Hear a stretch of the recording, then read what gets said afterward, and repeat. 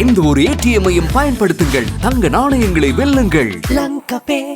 விடுதலை போராட்டத்தில் ஒரு துரும்பை கூட எடுத்து வைக்காதவர்கள், விடுதலை போராட்டத்தில் முழுமையாக தங்களை அர்ப்பணித்த கட்சிகளை அல்லது முந்தைய இயக்கங்களை இப்போது கட்சிகளை குற்றம் சொல்லுகின்றார்கள்.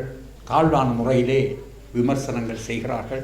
இவர்கள் எந்த காலத்திலும் தமிழர்கள் தரப்பாக இருந்ததுமில்லை, தமிழர்களுக்காக எந்த ஒரு சேவையையும் செய்ததில்லை. பதவிகள் கிடைக்கின்ற போது கூட அந்த பதவிகளை துஷ்பிரயோகம் செய்வதுதான் அவர்களுடைய தொழிலாக இருந்து இருக்கின்றது. இன்று 5 கட்சிகள் ஒற்றுமையாக இருக்கின்றன. பல நீங்கள் பார்த்திருப்பீர்கள், இதிலே 42 கட்சிகள், 44 கட்சிகளும் சுயேட்சைகளும் போட்டியிடுகின்றார்கள்.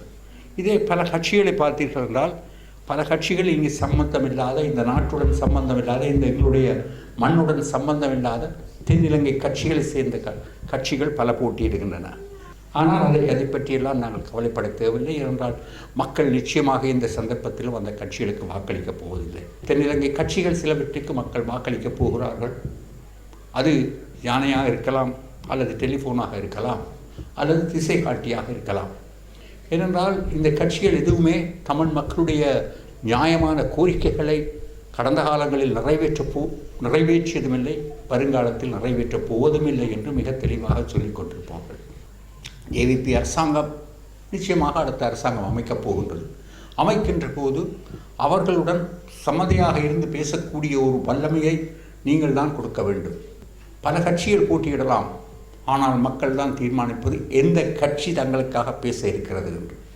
நீங்கள் உங்களுடைய ஆதரவை எங்களுக்கு தர வேண்டும்.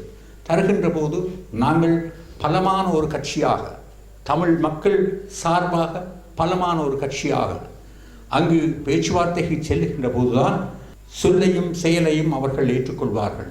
அதற்கு நீங்கள் ஒரு முழுமையான ஆதரவை தர வேண்டும். சங்குக்கு வாக்களித்து சங்கு பெரும்பான்மையாக வெல்வதன் மூலம் ஒரு பலமான தமிழ் தேசிய கட்சியை நீங்கள் தெரிவு செய்ய வேண்டும் என்று கேட்டு என்னுடைய பேச்சை முடிக்கின்றேன்.